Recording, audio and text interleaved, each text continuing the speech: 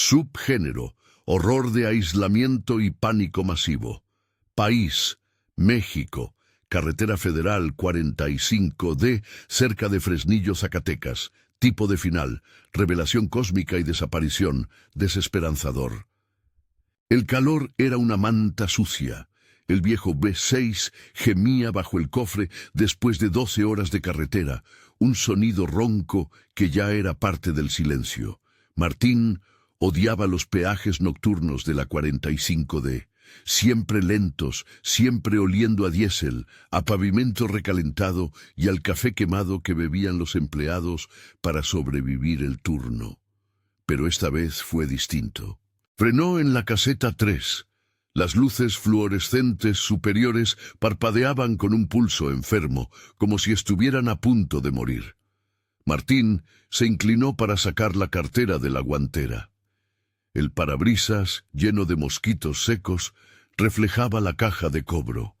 No había nadie. Se enderezó, sintiendo que la sangre se le iba a los pies. La ventanilla blindada de la caseta estaba levantada. El diminuto bote de monedas de cambio estaba abierto, pero la silla de plástico barata, estaba completamente vacía. Ni un alma, ni una sombra. Solo el zumbido eléctrico, alto y molesto de los focos defectuosos. Martín parpadeó. ¿Robo? ¿Cambio de turno? Imposible. Eran las 3:30 de la mañana. Esto era la mitad del desierto, y el silencio era demasiado denso, demasiado artificial. Sacó el celular. Sin señal, por supuesto. Típico. Miró hacia la barrera. La pértiga de plástico estaba abajo. Tenía que pagarla. Tocó el claxon. Un pitido agudo, patético, que fue absorbido instantáneamente por la inmensidad de la noche. Se quedó quieto. Esperó. 10 segundos. 30. Sintió el sudor frío pegarse a la espalda. El motor seguía encendido, el aire acondicionado luchando por mantener la cabina habitable. El miedo inicial, el fastidio por la espera, se transformó en una inquietud punzante. ¿Dónde estaba la persona? Se bajó del carro, cerrando la puerta suavemente.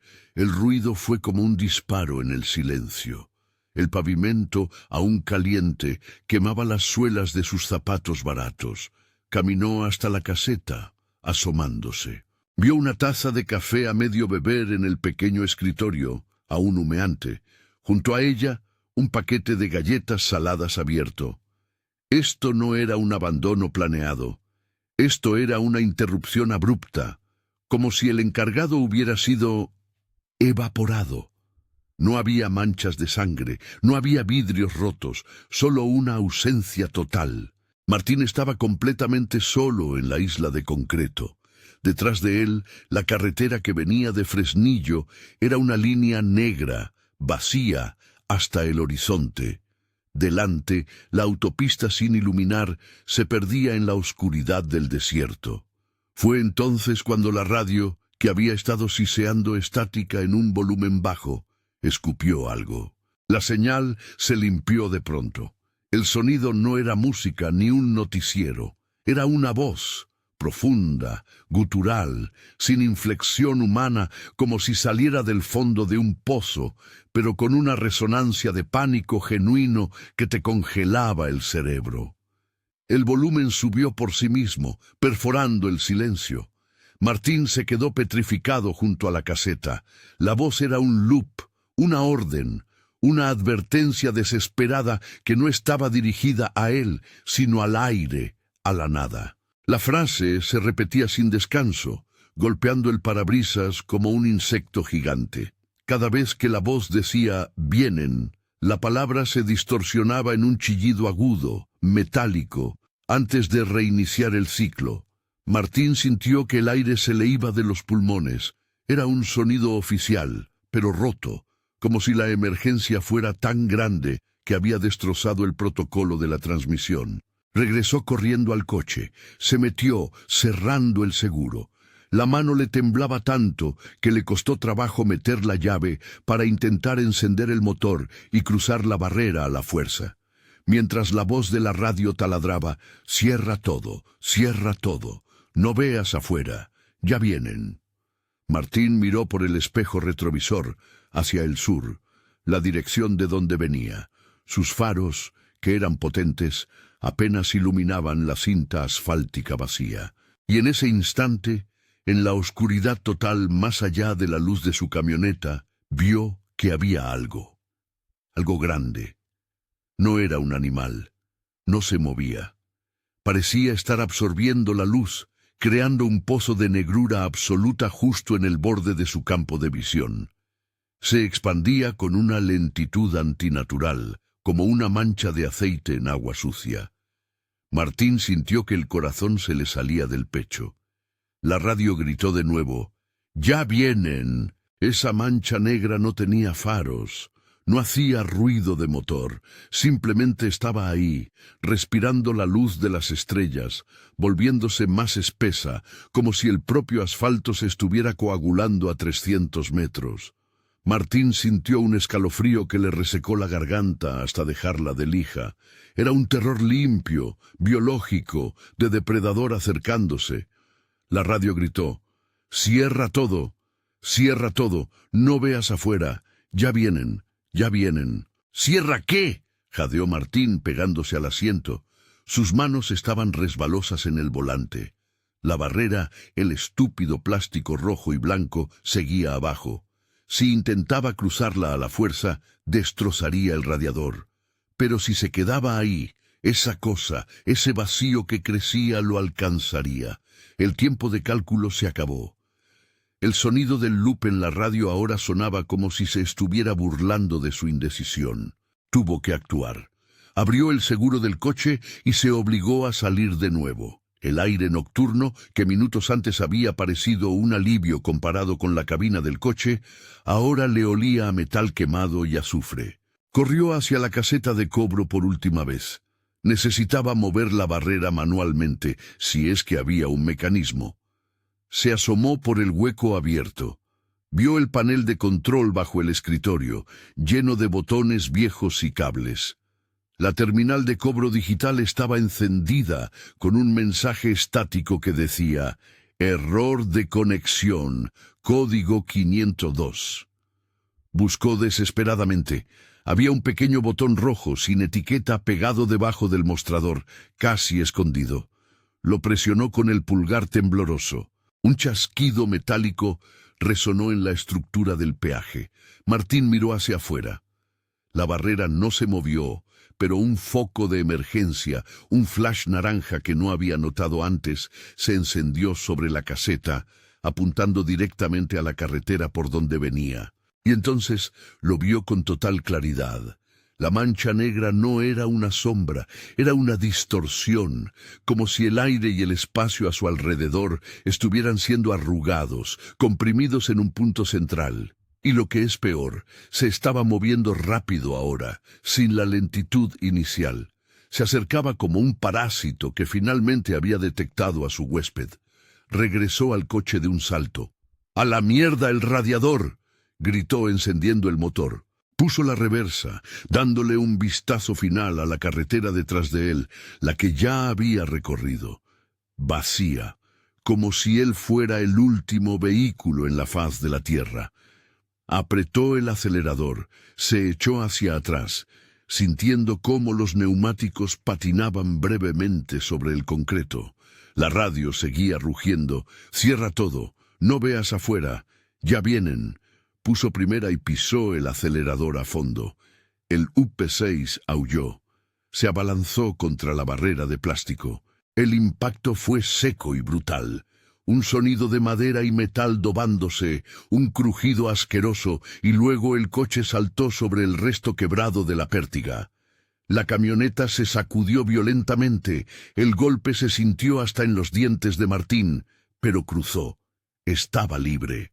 A toda velocidad se incorporó a la autopista, dirección norte. Lo primero que hizo fue apagar la radio con un manotazo. El silencio que siguió fue casi peor, roto solo por el traqueteo de algo suelto bajo la defensa, probablemente parte de la barrera. Miró por el retrovisor. Las luces del peaje ahora eran dos puntos débiles, y justo donde había estado esa cosa, ahora solo había negrura normal, el desierto. ¿Se había ido? ¿O simplemente se había vuelto invisible en la noche? No se detuvo a averiguarlo. Martín condujo como un demente, pisando el acelerador hasta que la aguja rozó el límite. El miedo no era solo por lo que había visto, era por la comprensión de la escala del problema. Si el encargado del peaje había desaparecido, no era un ladrón, era algo masivo.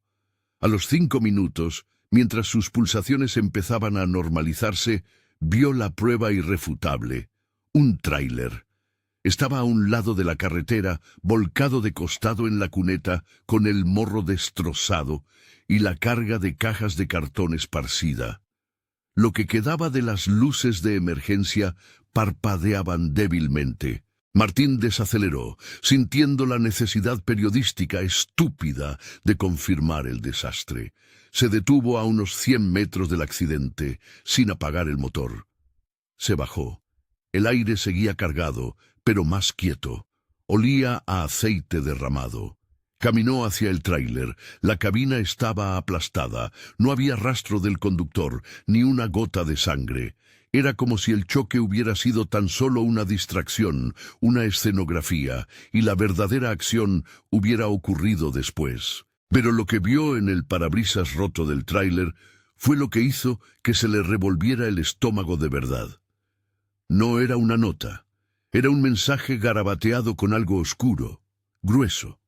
No parecía pintura ni barro. Parecía pegamento seco. Decía, en letras torcidas y enormes, mirando hacia la carretera por si alguien venía: no cierren los ojos, los van a encontrar. Martín se quedó congelado, leyendo la advertencia contradictoria a la de la radio. ¿A quién creer? ¿Al último mensaje de pánico o al que dejaron escrito con desesperación? Sintió que el terror se duplicaba.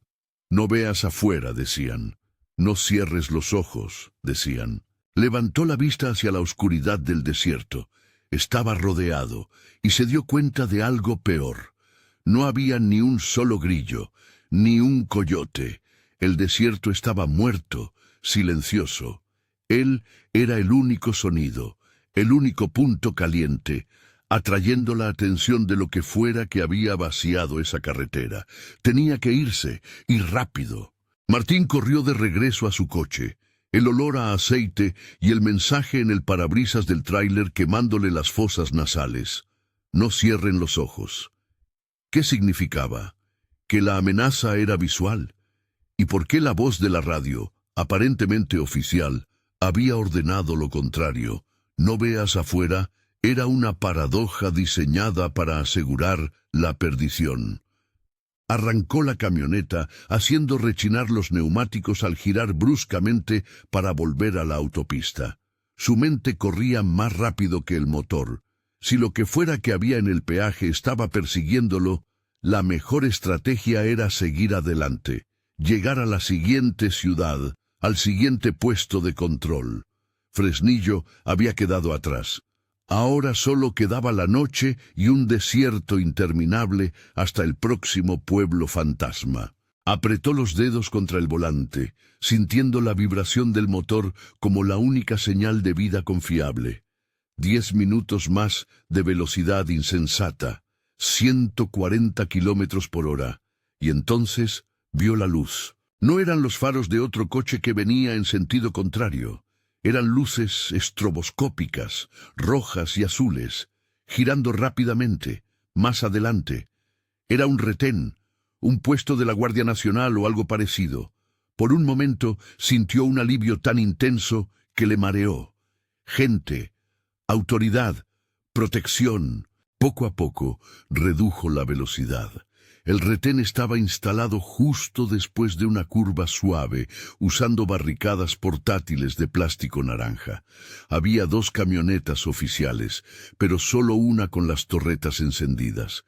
Martín se acercó lentamente, bajando la ventanilla. Estaba listo para gritar lo que había pasado, sobre la radio, sobre el peaje vacío, sobre el tráiler volcado. pero se detuvo antes de hablar. Las figuras que estaban cerca de las barricadas no se movieron. Eran dos hombres, uniformados, pero estaban extrañamente quietos, sin gesticular, sin linternas encendidas para dirigir el tráfico, a pesar de la oscuridad. Martín detuvo el coche completamente a 10 metros. «Buenas noches. ¿Qué pasa? ¿Todo bien?», preguntó, forzando la voz para que sonara natural, aunque el pánico seguía latiendo en sus sienes. Silencio. Uno de los uniformados estaba de espaldas, inclinado sobre una de las barricadas naranjas, como si estuviera examinando un desperfecto. El otro estaba parado justo al lado de la camioneta oficial, con la cabeza gacha, cubierto por la sombra del vehículo. «Oiga, ¿necesitan ayuda? Acabo de pasar un accidente más atrás», insistió Martín. El uniformado que estaba inclinado sobre la barricada se enderezó, muy lentamente. Y Martín vio que no estaba examinando la barricada. Estaba mirando hacia el suelo, y la forma en que se puso de pie era rígida, antinatural, como si sus rodillas no tuvieran rótulas. Lo peor fue la luz. El foco giratorio de la torreta iluminó al hombre por fracciones de segundo. La cara del oficial estaba completamente lisa. No tenía nariz, ni boca, ni ojos. Era piel estirada sobre hueso, perfectamente pulida, como si alguien le hubiera borrado los rasgos con una goma gigante. Martín no gritó. El terror era demasiado puro para el sonido.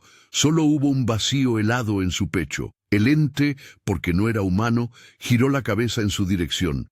La luz roja de la torreta se reflejó en esa superficie lisa, dándole un brillo ceroso y horrible. No podía verlo, pero sabía que había detectado su presencia. El segundo oficial, el que estaba junto a la camioneta, se movió. Levantó la cabeza, y de su rostro, en lugar de ojos y nariz, se proyectaban unos hilos finos, como raíces mojadas, que se agitaban silenciosamente en el aire. No eran apéndices, eran lo que había quedado después de que sus rasgos hubieran sido arrancados o reabsorbidos. Estos seres se estaban comunicando no con sonido, sino con la quietud y el horror visual. Martín pisó el acelerador sin pensarlo, sin importar que las barricadas estuvieran cerca. Los seres reaccionaron con una lentitud que los hacía más aterradores. El primero, el de la cara lisa, levantó un brazo con una rigidez dolorosa, apuntando. Martín esquivó la primera barricada con un volantazo violento. El coche patinó, pero se enderezó. Miró por el espejo lateral mientras se alejaba. El segundo ser había dejado de agitar sus filamentos. Estaba mirando directamente hacia él, y de su boca, que no existía, salió un sonido. No fue un grito, fue el sonido de la radio. El loop. Martín entendió. La voz de la radio no era una advertencia, era el señuelo, era la voz del depredador, incitándote a quedarte quieto, a cerrar los ojos. La camioneta oficial, sin que nadie pareciera entrar o tocar el motor, encendió las luces delanteras. 2 proyectores blancos, monstruosos, que cortaron la noche. La persecución había comenzado. Martín estaba en medio de una cacería silenciosa y desalmada en la desolada 45D. El corazón de Martín latía con la furia de un tambor de guerra. La camioneta oficial, esa cosa desalmada con sus luces cegadoras, estaba ganando terreno. No se movía como un vehículo conducido por humanos, se deslizaba manteniendo una velocidad constante e implacable que desafiaba la física de un motor estándar. Martín apretó el volante. Ya no era solo una huida, era una carrera contra una idea, contra el horror de lo que esas cosas representaban. Gente convertida en cáscaras lisas, replicando mensajes de pánico. Revisó el espejo lateral. El capó de la camioneta policial estaba peligrosamente cerca. Tenía que desaparecer. En la autopista era solo una silueta fácil de seguir. Necesitaba meterse en el desierto, en la oscuridad total donde el Buibe 6 podría tener una oportunidad. A lo lejos, a su derecha, vio una abertura en la valla de alambre que delimitaba la autopista. Probablemente un camino de terracería viejo o una brecha usada por rancheros. Parecía angosta y cubierta de maleza seca. Un riesgo enorme, pero la única alternativa era ser alcanzado. Martín tomó la decisión en un segundo. Bajó la velocidad y giró el volante con violencia, destrozando lo que quedaba de sus neumáticos al cruzar la cuneta. La camioneta impactó con el suelo rocoso de la brecha. El golpe fue terrible. Todo el interior de la cabina vibró como si estuviera a punto de desintegrarse. El motor, ya fatigado, rugió de dolor. La camioneta oficial pasó de largo, sin inmutarse, sin desviarse de la línea recta de la autopista. Parecía que no había registrado el cambio de ruta de Martín. Eso le dio un margen de unos preciosos segundos. Martín condujo por la terracería a ciegas, levantando una nube espesa de polvo rojizo. Los faros apenas lograban penetrar la cortina de tierra. Intentó avanzar, pero la maleza alta golpeaba el parabrisas y el camino se hacía más estrecho, más rocoso. Finalmente, el carro se detuvo con un chillido mecánico. Se había atascado. Apagó el motor. Silencio. El polvo tardó un minuto en asentarse. Cuando la visibilidad regresó, Martín estaba inmerso en un mar de chaparral y oscuridad. La autopista, con sus monstruos, había desaparecido. Sacó el teléfono, aún sin señal. La batería estaba casi muerta. Se resignó y lo guardó. Respiró hondo, tratando de escuchar algo. Ruido de motor, la voz de la radio, solo el zumbido de sus oídos y el crujido distante de algún insecto. Estaba atrapado. Pasó un tiempo que se sintió como una hora, minutos probablemente. Martín se quedó en el asiento del conductor esperando que la calma regresara. Se concentró en su respiración, y justo cuando pensó que el peligro había pasado, un olor lo golpeó. Era un olor dulce, enfermizo, azúcar quemada pero con un matiz metálico, como si se hubiera mezclado con sangre tibia. Venía de afuera, arrastrado por una brisa ligera. Martín se inclinó hacia la ventanilla, tratando de identificarlo. El olor era fuerte, casi asfixiante. Abrió la puerta del coche con cuidado. Salió. El aire fresco le dio un poco de alivio, pero el olor venía del sur, de la dirección por donde había entrado al camino. Caminó 5 pasos. El camino de terracería se abría a un pequeño claro, y en el centro del claro, bajo la pálida luz de la luna menguante, había una tienda de campaña. Era una tienda de camping normal, pequeña, de color azul brillante. No parecía abandonada. De hecho, había una pequeña fogata, aunque las llamas ya eran solo brasas rojas. El olor dulce venía de ahí. Un escalofrío recorrió a Martín. ¿Otro superviviente? ¿O era una trampa? ¿Otro señuelo?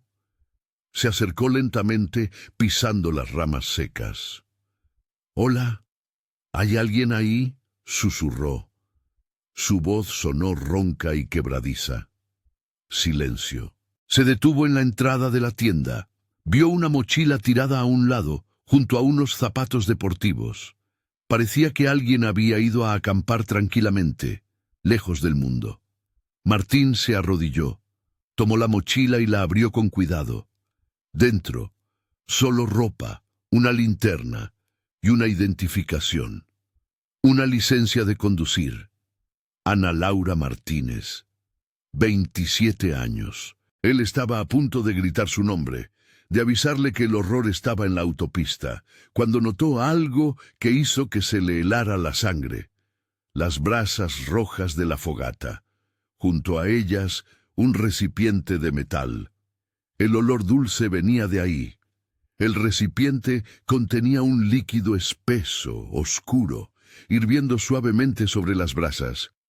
Y sobresaliendo del líquido, como si fueran ramas, estaban los restos parcialmente quemados de una mano humana.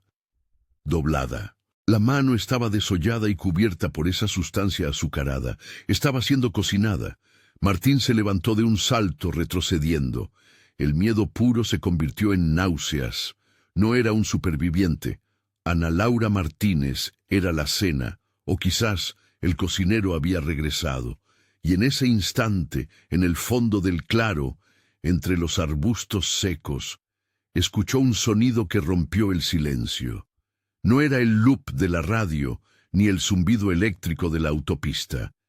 Era el sonido de alguien tosiendo, suavemente. Martín se dio la vuelta. Vio una silueta, alta, delgada, vestida con ropa oscura, saliendo de la maleza. La figura se movió hacia él. «Vienen por ti, ¿verdad?», dijo la silueta. La voz no era de la radio. Era humana, ronca, cansada. «¿Quién eres?», preguntó Martín levantando las manos. «Te vi en el peaje», dijo la figura, acercándose lo suficiente para que la luz de la luna iluminara su rostro, demacrado y cubierto de tierra. Era un hombre. Tenía los ojos desorbitados por el miedo y vestía lo que parecían ser los restos de un uniforme de empleado de carretera. «Soy el de la caseta 3 y te diré lo que está pasando, pero tienes que hacer algo por mí». El hombre de la caseta, Raúl, se tambaleó al acercarse. Olía a sudor, miedo y al extraño dulce de la carne cocida. Sus ojos, inyectados en sangre, eran la única cosa viva en ese claro de muerte. ¿Qué pasó con los demás? Y esa mano. Martín señaló la fogata con un movimiento espasmódico de la cabeza. Raúl ni siquiera miró la tienda de campaña. Estaba enfocando su terror en el horizonte, hacia la autopista. «No hay los demás, solo hay esto. Y la mano, esa es la última cena que pudo preparar, para mantenerlos lejos». ¿Mantener a quienes lejos? ¿A las cosas sin cara del retén? Raúl negó con la cabeza, una risa histérica escapando de su garganta. «No son las cosas del retén, es lo que crearon las cosas del retén, son los cosechadores, y no les gusta que dejes tu puesto o que tengas un rostro». Raúl explicó rápido, escupiendo las palabras como balas. Todo había empezado hace 3 días, un apagón en la autopista, justo en la sección de peajes. Luego, la interferencia en la radio, la misma voz, «cierra todo». Pensamos que era un simulacro, una alerta militar. Apagué las luces, me metí bajo el mostrador, como si fuera un terremoto. Pero luego escuché el sonido, un arrastre, como si alguien estuviera moviendo 100 sacos llenos de arena sobre el asfalto. Cuando miré, vi la negrura. Martín recordó la mancha en el peaje. No es una sombra, es el vacío, y se alimenta de la atención. Si lo miras directamente, te quedas atrapado en el pánico. Lo que la radio decía era verdad a medias. Querían que cerráramos todo, que nos inmovilizáramos, para que la negrura pudiera entrar en el espacio sin luz. «¿Y los hombres del retén, las caras lisas?», preguntó Martín sintiendo la garganta seca. «Esos son los vasallos, son los que se quedan atrás. Gente que miró demasiado tarde o que no entendió la orden. La negrura los convierte en títeres. Usan la identidad oficial, el uniforme, las luces, para detener a los que huyen. Y el sonido, el loop de la radio, es el que convence a la gente de que la mejor opción es no ver. Es la forma en que te paras en seco para que te recoja el cosechador». Martín sintió que su terror cambiaba de forma, de visceral a intelectual. Era un sistema de caza. ¿Y el mensaje en el tráiler? ¿No cierren los ojos? Raúl bajó la voz. Su mirada se clavó en la fogata. Ana Laura, la acampadora. Ella fue la primera que atrapó el cosechador cerca de aquí. Los cosechadores te quitan el rostro y la voluntad. Te dejan ahí, como carne inútil o como señuelo. Pero Ana Laura, no sé cómo, antes de que el proceso terminara, alcanzó a escribir eso. Raúl levantó un machete oxidado que había estado escondido detrás de su espalda. No cierres los ojos significa que tienes que seguir moviéndote, que tienes que ver el peligro para esquivarlo, aunque te dé pánico. Pero hay un costo. ¿Cuál? La negrura no te quita los ojos, te quita el sueño. Desde que los vi en el peaje hace 3 días, no he podido dormir. Si duermes, sueñas con ellos. Y el sueño es la puerta. Te encuentras en un lugar liso, sin ventanas, y ellos vienen por ti en la oscuridad de tu propia mente. Martín se pasó la mano por la cara. La falta de sueño era la debilidad. El cosechador no necesitaba atraparte físicamente si podía desgastarte mentalmente. «Tengo un plan», dijo Raúl, dando un paso adelante. El machete brilló a la luz de la luna. «Sé cómo salir de la 45D, pero tienes que ayudarme a mover tu coche. Necesito llegar a una antena de radio abandonada. Si puedo amplificar la señal, puedo meter un mensaje nuevo». «¿Qué mensaje?», preguntó Martín, acercándose al coche atascado. «Algo que los va a confundir. Algo que rompa su ciclo. El cosechador no puede tener control si la gente tiene una ruta de escape distinta a las que ellos ofrecen». Martín asintió. No tenía otra opción. Este hombre estaba loco, probablemente en las últimas fases de la privación del sueño, pero tenía el conocimiento de la trampa. Se pusieron a empujar el coche. Raúl, a pesar de su delgadez, tenía una fuerza desesperada. Martín puso la primera. El coche se quejó, los neumáticos patinaron sobre la grava y con un golpe seco, el V6 se liberó. Justo cuando Martín estaba por pisar el acelerador, Raúl se detuvo. Su cuerpo se puso rígido. «No, no nos vamos», susurró Raúl, sus ojos fijos en la negrura de los arbustos al oeste. Martín siguió su mirada. No vio nada, pero sintió la misma presión en el aire que había sentido en la gasolinera. El mismo olor, el dulce enfermizo, regresaba con la brisa mucho más fuerte. «Es él, el cosechador», dijo Raúl, su voz ahora un hilo tenso. «No vino solo, vino a comerse la cena». Una sombra más densa que la noche, más alta que cualquier humano, empezó a manifestarse a 100 metros, entre el chaparral. No caminaba, se deslizaba. No tenía forma definida, solo una masa de negrura que absorbía la luz. Martín abrió la puerta. «Sube, ahora». «No», dijo Raúl. El empleado de la caseta miró a Martín, y en sus ojos había una claridad terrible. «Final. Tú tienes que irte. Yo voy a ser la distracción. Yo ya estoy perdido, Martín. Pero antes de irme, tengo que asegurarme de que rompas el ciclo». Raúl levantó el machete sobre su cabeza. Un grito, cargado de rabia y desesperación, salió de su pecho. Y corrió, no hacia el coche, sino hacia la negrura que se aproximaba. «Oye, espera», gritó Martín. Demasiado tarde. Raúl se había convertido en un sacrificio consciente, corriendo hacia la sombra, machete en mano, gritando obscenidades contra el vacío. El cosechador se detuvo, como si el grito humano, crudo y cargado de intención, lo hubiera desconcertado momentáneamente. Martín entendió su ventana.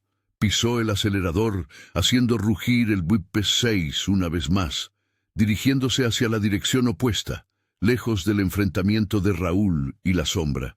La imagen de Raúl, envuelto en su propia oscuridad, fue la última cosa que vio por el retrovisor antes de que el camino diera una curva y el desierto se lo tragara todo. Martín manejaba por la terracería con la adrenalina de un drogadicto. Tenía el sabor metálico del miedo en la boca y la imagen de Raúl corriendo hacia su propia aniquilación grabada a fuego. Era un peso, una deuda que ahora llevaba consigo. Raúl había comprado su tiempo con su vida. El camino de terracería se negaba a ser lineal. Se retorcía entre cactus gigantes y piedras sueltas.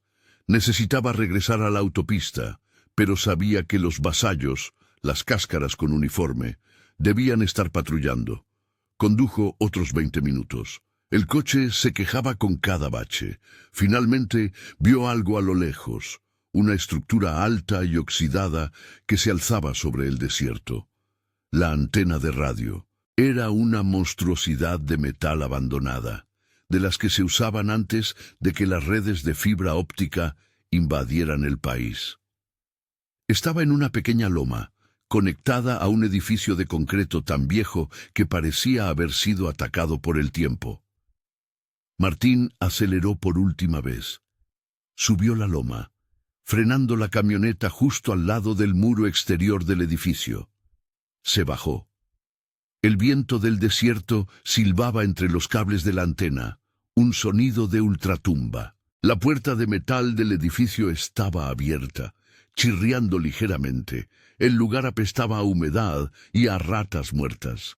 Entró con cautela. La primera sala era la de control.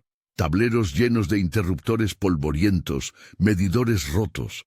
Todo estaba cubierto por una capa gruesa de óxido y olvido, pero en el centro, sobre una mesa metálica, había algo que Raúl le había dicho que buscara. Un viejo transmisor de radio de onda corta compacto con un micrófono de mano. Estaba cubierto de polvo, pero no parecía tan dañado como el resto. Quizá Raúl lo había preparado. Martín se acercó al panel principal.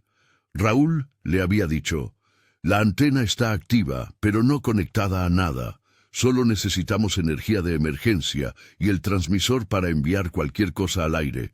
La frecuencia es 88.5 FM. Es una frecuencia muerta, pero poderosa. Busco la fuente de energía».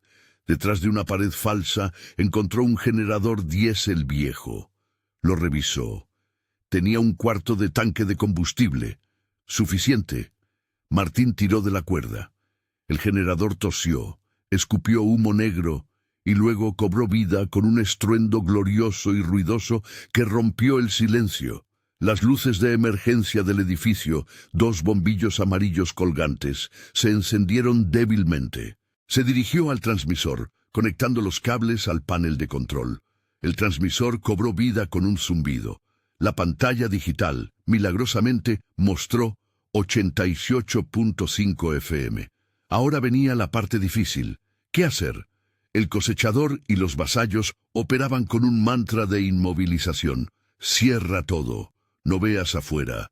Si la gente se convencía de que quedarse quieto era la única salida, eran carne fácil. Ana Laura había escrito: «No cierren los ojos». La resistencia era el movimiento. Martín tomó el micrófono. Respiró hondo. El generador vibraba con fuerza, haciendo temblar las paredes. Tenía que decir algo que rompiera la lógica del pánico. Activó el botón de transmisión. «Aquí, operador solitario en 88.5 FM», comenzó Martín, su voz sonando extrañamente plana a través del altavoz de prueba del transmisor. «Si estás escuchando esto, estás cerca de la 45D y has escuchado la voz que te dice que cierres, que no mires». Hizo una pausa, sintiendo la urgencia. No podía sonar como un loco, tenía que sonar como una orden militar creíble, pero completamente contraria. «Esa voz es la trampa. No cierres las puertas, no cierres los ojos, mira afuera. Todo lo que te dice que te detengas es mentira». Martín apretó el micrófono con fuerza. Pensó en Raúl, en el peaje vacío. La verdad tenía que ser aterradora, pero práctica. La cosa que te persigue no puede moverse rápido si está a plena vista. Se esconde en la oscuridad que creamos al parar. En lugar de esconderte en tu coche, sal. Si tienes que correr, corre hacia la luz. Si tienes que conducir, conduce sin parar. Y si ves un retén de la Guardia Nacional que te pide que te detengas, no te detengas, atraviésalos, no son humanos. Martín sintió que su mensaje estaba resonando, pero era demasiado simple. Necesitaba el golpe final, la reversión completa de la trampa. ¿Qué era lo más aterrador para la gente paralizada por el miedo?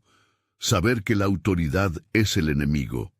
Repito, la instrucción oficial es: abandona el vehículo y corre hacia el campo abierto. La oscuridad en el asfalto es la que te traga. Si tienes miedo de mirar, ponte a gritar, pero no te quedes quieto. Luego llegó la idea de Raúl, el mensaje que los confundiría. Martín miró el transmisor. El aire se sentía más frío. como si la negrura de la autopista hubiera detectado que alguien estaba gritando una verdad no autorizada. «Y un último aviso», dijo Martín, bajando la voz hasta un tono de conspiración urgente. «La voz de la radio dice, ya vienen. Es mentira, ya están aquí, pero tú no. Tienes que ir al norte. Hay un punto de evacuación a 100 kilómetros. El puente de San Lázaro. Están evacuando. Corre hacia San Lázaro. Es la única ruta segura». El puente de San Lázaro era un puente de ferrocarril abandonado. Un punto muerto. Pero si los vasallos y el cosechador escuchaban la instrucción, quizás desviarían su atención, o al menos confundirían su algoritmo de caza. Martín cortó la transmisión. El silencio regresó, roto solo por el generador diésel. Sintió un ligero mareo. La falta de sueño y la adrenalina lo estaban destrozando. «Lo hice», susurró, pero el alivio duró poco. Justo cuando pensó en apagar el generador y huir, la luz de emergencia de la sala parpadeó. 1, 2, 3 veces antes de apagarse por completo. El generador, en lugar de apagarse, empezó a aumentar su velocidad de rotación. El ruido se hizo ensordecedor, agudo. Algo había pasado con la energía, y esa interferencia no venía del generador, venía de la antena. El generador gemía sobrecargado como un animal al que le estaban arrancando las tripas. El ruido era tan intenso que Martín tuvo que taparse los oídos. La sobrecarga no era eléctrica. La energía que estaba fluyendo a través de los cables del viejo edificio era algo más. El aire olía a ozono y a metal ionizado. El transmisor, a pesar de estar desconectado por Martín, se encendió de nuevo. La luz de la pantalla no era la normal, era un brillo verde enfermizo. Martín retrocedió, sus ojos fijos en la máquina. El ruido del generador alcanzó un crescendo insoportable, y luego el generador estalló. Fue una explosión sorda, más de implosión que de detonación, una nube de humo negro y hollín que llenó la sala. Martín fue arrojado contra la pared de concreto. Se golpeó la cabeza y el mundo se convirtió en un pitido agudo. Cuando recuperó el aliento, estaba tendido en el suelo. El generador era ahora una masa humeante de chatarra. La sala de control estaba a oscuras, solo la luz verde, fantasmal, del transmisor. El transmisor estaba transmitiendo de nuevo. Martín se arrastró hacia el panel, tratando de alcanzar el interruptor principal. El micrófono, tirado en el suelo, estaba recogiendo el sonido ambiente, el jadeo de Martín y el crujido de la madera vieja. Pero el transmisor estaba produciendo un nuevo sonido. No era la voz de la radio, ni el loop de pánico. Era un coro. Cientos de voces, masculinas, femeninas, infantiles, todas hablando a la vez, superpuestas. Era una cacofonía de angustia incomprensible. Y a través de ese torrente de sonido humano, Martín escuchó una palabra clara, repetida una y otra vez. Encontrado. Se levantó. La transmisión no era accidental. El cosechador no solo había escuchado su mensaje, había rastreado la fuente, y ahora estaba usando la antena para devolver el golpe, para inundar el éter con el sonido de todas las almas que había cosechado. Martín sintió que el miedo se volvía locura. Estaba en su punto más vulnerable, atascado, sin energía, rodeado por el desierto. Miró por la ventana rota del edificio. La noche era total. El silencio que había seguido a la explosión era más aterrador que el ruido. No había vasallos a la vista, ni luces en la autopista, pero el aire se estaba condensando. Justo en la cima de la antena de metal, donde los cables convergían en el cielo nocturno, la negrura regresó. No era un pozo de sombra como en el peaje. Esta vez era una masa flotante.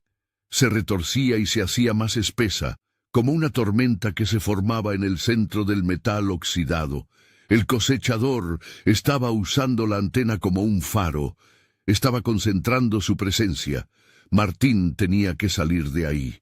Corrió de vuelta a la camioneta, la encendió de golpe. El BB-6 volvió a rugir, pero esta vez Martín no estaba seguro de poder dejar la loma antes de que esa cosa se manifestara por completo. Manejo a toda velocidad. Bajó la pendiente de la loma, sintiendo cada piedra bajo los neumáticos. La antena, con la negrura flotando sobre ella, se hacía más pequeña en el retrovisor. Cuando llegó al fondo de la loma, justo antes de que el camino de terracería se uniera a la autopista, se detuvo. Necesitaba un momento para respirar y planear la ruta. Apagó el motor, el silencio. Y entonces escuchó algo más. No venía de la radio, venía de adentro de su coche. Martín se giró. El asiento trasero. En el asiento trasero de la camioneta, donde solo había dejado una chaqueta vieja y un mapa arrugado, había algo más. Una niña. Estaba sentada con las piernas cruzadas, vestida con un vestido blanco andrajoso. Su cabello largo y oscuro le caía sobre la cara. Estaba mirando el respaldo del asiento del conductor, justo en la nuca de Martín. «¿Quién eres?», preguntó Martín, su voz apenas un susurro. La vista de la niña, tan fuera de lugar en ese infierno, era un choque que rompía su sentido de la realidad. Ella no respondió con palabras. Levantó lentamente una mano pequeña y la colocó sobre la chaqueta. Sus dedos eran extrañamente largos y delgados. Martín notó el olor dulce, enfermizo, a azúcar quemada, el olor de Ana Laura y la fogata. Venía de la niña. Y luego ella levantó la cabeza. Sus ojos eran perfectamente redondos, húmedos, pero estaban cubiertos por una membrana lechosa, blanca, sin iris ni pupilas. No podía ver, pero lo estaba mirando. La boca de la niña se abrió lentamente, y lo que salió no fue la voz de una niña. Fue la voz del locutor de radio, pero ahora clara, limpia, sin el ruido gutural. Era el sonido de la autoridad, calmado y terrible. Martín entendió. La niña no era una superviviente. Era la forma en que el cosechador se había manifestado físicamente, usando una imagen de inocencia. Martín gritó, abrió la puerta de su coche y salió disparado hacia la noche. Martín corrió ciego, sin dirección, el pánico total borrando cualquier plan lógico.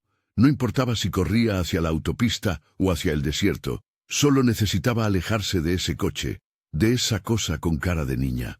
La voz, ahora calmada y modulada, seguía resonando en su mente. «Te dimos tu oportunidad». Se tropezó con un arbusto espinoso y cayó al suelo, el impacto sacándole el aire.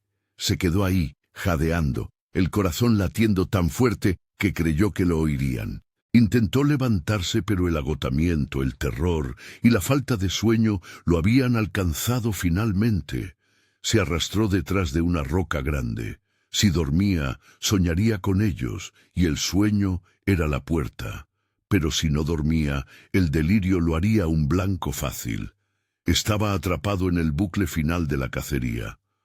A lo lejos, en la loma, la silueta de la camioneta de Martín destacaba contra el horizonte pálido. La niña, el cosechador manifestado, no había salido del vehículo. Estaba esperando. Martín cerró los ojos un instante. No debería, pero el cuerpo le exigía el descanso. La imagen de la niña de ojos blancos apareció detrás de sus párpados, y él abrió los ojos de golpe. Su cabeza pulsaba. Tenía que mantenerse despierto, aunque le quemaran los ojos. La radio, el mensaje que había enviado, ¿había servido de algo? ¿O solo había sido un cebo ridículo que había expuesto su ubicación? Se quedó quieto, acurrucado, esperando. El olor dulce y nauseabundo llegaba intermitentemente con el viento. Entonces la calma se rompió.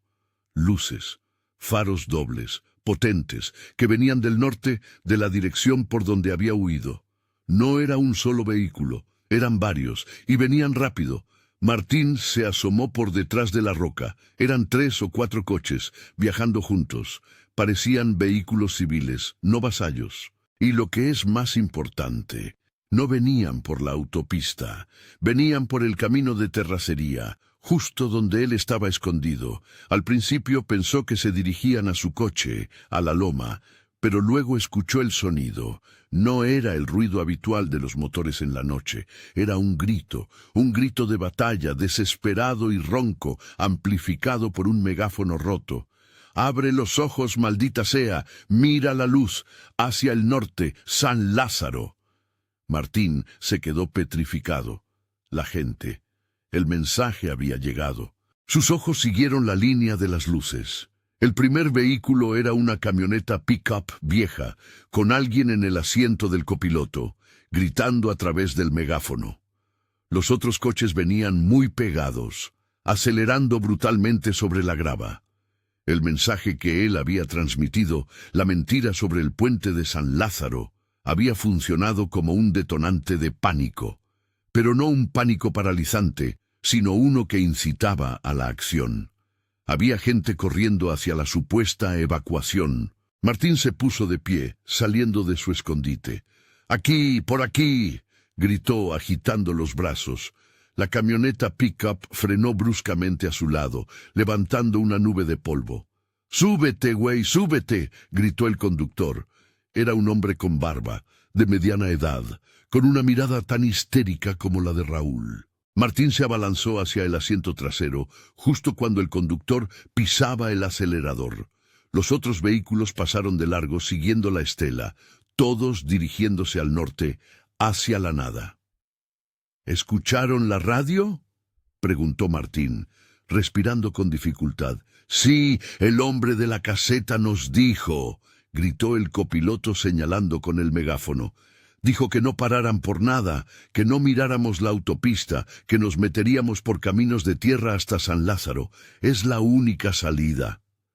Martín sintió un frío recorrerle la espalda. Raúl no solo había usado su vida como distracción, había transmitido un mensaje final. ¿Pero cuál? ¿El mensaje que Martín había ideado o uno propio? Martín miró hacia atrás, hacia la loma donde había dejado su coche. Y entonces lo vio. La camioneta de Martín, con la niña cosechador dentro, ya no estaba en la loma. Había desaparecido. En su lugar, la negrura que se había condensado sobre la antena se había soltado. Era una nube baja que se arrastraba por el suelo, dirigiéndose hacia la caravana de coches. La niña había abandonado su forma física para volver a la negrura. «¡Más rápido!», gritó Martín al conductor. «¡No podemos!», respondió el hombre. «El camino es muy malo». La negrura ganó velocidad. Se movía con la fluidez de un líquido denso. Martín se dio cuenta de la verdad terrible. El cosechador no quería a Martín, quería a los coches, quería cosechar el pánico de toda esa gente en movimiento, que ahora se dirigía a un punto muerto. El cosechador estaba respondiendo al mensaje de Raúl y Martín. Estaba convergiendo en San Lázaro. La pick-up se sacudía violentamente. El conductor, José, apenas lograba mantener el control, mientras el copiloto seguía gritando advertencias inútiles a través del megáfono. Los coches detrás de ellos estaban tan cerca que los faros rebotaban en el interior de la cabina de la pick-up.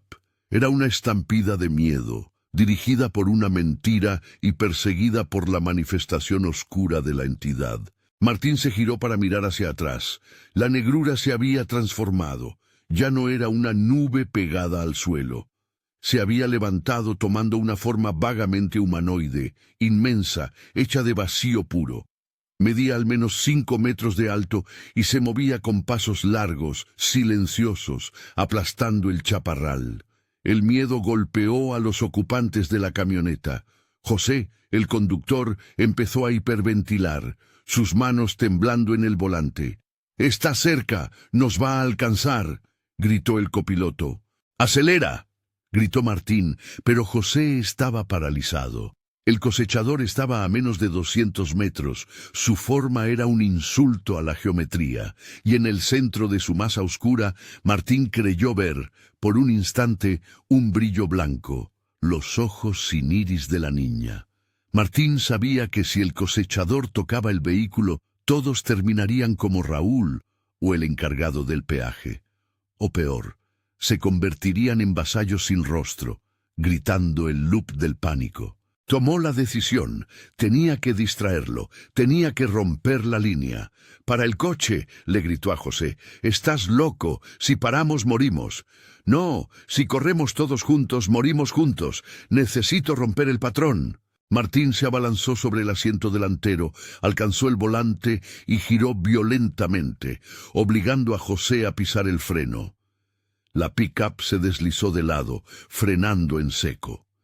Los coches detrás, sin esperar la parada, chocaron entre sí con un coro de metal doblándose y vidrios explotando.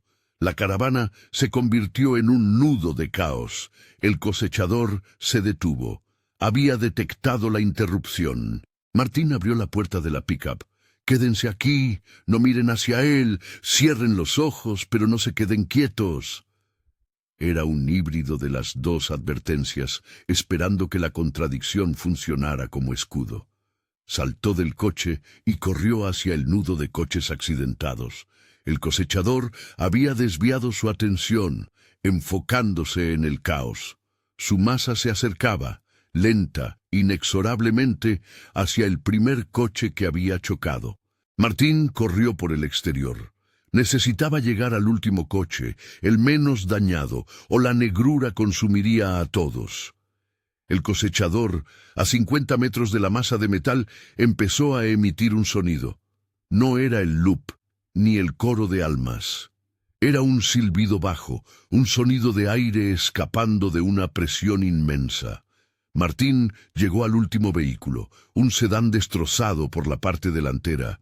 El conductor estaba inconsciente, con la cabeza golpeada contra el volante. Martín se subió a la puerta, abrió el seguro. Necesitaba liberar el freno de mano. En ese momento, el cosechador estaba a 20 metros del primer coche, y de ese primer vehículo chocado salió una figura. Era uno de los ocupantes, un hombre. Y Martín se dio cuenta de por qué el cosechador se había detenido. El hombre, en estado de shock, se había quedado inmóvil. Estaba mirando directamente a la forma oscura con los ojos muy abiertos. El cosechador se inclinó sobre el hombre. No hubo un toque, solo la negrura envolviéndole. El hombre gritó, pero no fue un grito de dolor. Fue un sonido que se elevó en tono, transformándose en una frecuencia inhumana, y luego el sonido se cortó abruptamente. El hombre colapsó al suelo, y su cuerpo se desinfló como un saco vacío. Martín sintió el pulso martillearle en las sienes. El cosechador no necesitaba carne, necesitaba la forma, necesitaba el pánico, el rostro. Martín logró liberar el freno de mano del sedán. Empujó. El coche rodó lentamente hacia atrás, liberándose del resto del choque. Subió al asiento del conductor. Encendió el motor. Sorprendentemente, funcionaba. Giró el volante y se dirigió hacia el este, lejos de la caravana, lejos del cosechador que ahora estaba absorbido en la tarea de cosechar las almas paralizadas de los otros ocupantes de la caravana. Martín se alejó, solo. Había sacrificado a la caravana, pero había comprado su propia vida una vez más. Cuando alcanzó la siguiente curva, miró por el retrovisor. El cosechador, la mancha negra, se había detenido. Ya no lo perseguía. Estaba absorbiendo el metal, el miedo, la carne. Los faros de los vehículos chocados se estaban apagando lentamente, uno por uno, como velas consumidas por un viento frío. La oscuridad de la 45D había ganado esa noche. Martín condujo el sedán robado hasta que el sol empezó a asomar en el horizonte, tiñendo el desierto de un color naranja sucio. El coche era una basura. Chirriaba y el radiador goteaba, pero lo sacó del campo de caza del cosechador. Llegó a una carretera estatal secundaria, polvorienta y vacía. Se detuvo en el arcén. Apagó el motor. El silencio de la mañana era diferente al de la noche. Era el silencio de un mundo normal, un mundo que no sabía que había una entidad oscura cosechando el pánico en la autopista federal a unos cuantos kilómetros. Martín Se bajó del coche. Necesitaba estirar las piernas y, sobre todo, asegurarse de que no estaba en el último estadio de delirio. La luz del sol se sintió fría sobre su piel. Sacó el teléfono.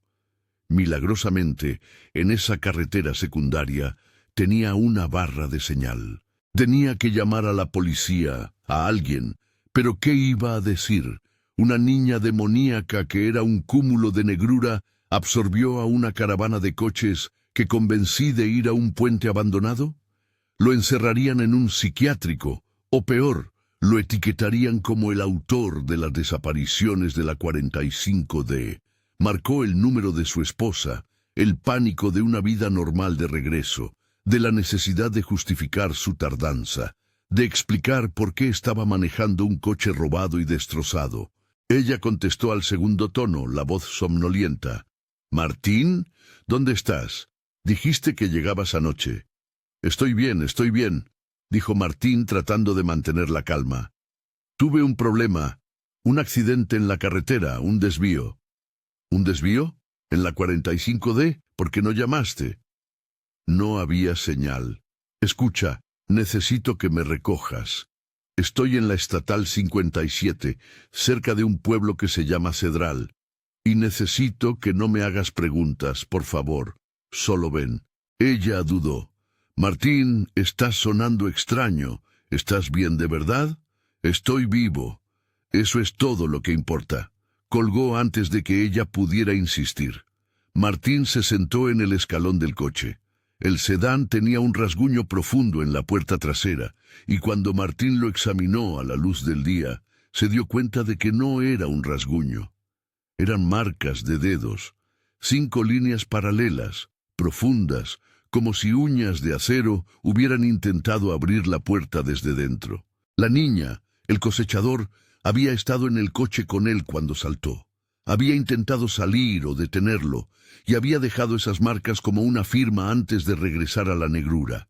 Martín se sintió enfermo. La cercanía del horror lo desgarraba. Pasó la siguiente hora caminando por la carretera, la desesperación mezclada con la euforia de haber sobrevivido. Su esposa llegaría. Estaría a salvo.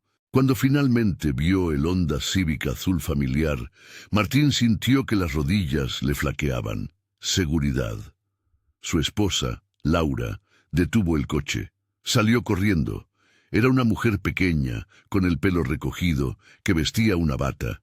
Parecía confundida, pero aliviada. «Martín, estaba tan preocupada. ¿Qué te pasó? Estás cubierto de tierra». Martín la abrazó con fuerza. El calor humano, real, era un ancla que lo devolvía a la realidad. «Larga historia, Laura. Solo vámonos. Hay que reportar este coche y decir que lo encontramos o algo». Laura asintió, aunque sus ojos estaban llenos de preguntas. Mientras Martín recogía sus pocas pertenencias de la guantera del sedán, Laura se dirigió a él. «¿Y qué era ese ruido, Martín? ¿Qué fue esa transmisión loca?» Martín se detuvo. «¿Qué transmisión? La radio. Desde anoche toda la radio está loca, pero a las 4 de la mañana hubo un mensaje en todas las estaciones. Una voz de hombre gritando que la autoridad era una trampa y que corriéramos al puente de San Lázaro. Pensamos que era el fin del mundo. La gente entró en pánico aquí en el pueblo. La policía está volviéndose loca». Martín se quedó helado. No había sido solo su transmisión local. Raúl había logrado su objetivo. Había usado la potencia de la antena abandonada y la sobrecarga, y había transmitido el mensaje a un área mucho más grande de lo que Martín había imaginado. Y si el mensaje había llegado a la radio comercial, el cosechador también lo había escuchado a través de un área mucho más extensa. El cosechador no solo estaba en la 45D. Ahora sabía que tenía un objetivo mucho más grande. Martín miró la camioneta de su esposa. Se veía limpia, normal. La seguridad que ofrecía era una ilusión frágil. «Tenemos que irnos de aquí. Ahora, Laura, conduce. No podemos quedarnos». Ella se subió al Civic. Martín se metió en el asiento del copiloto.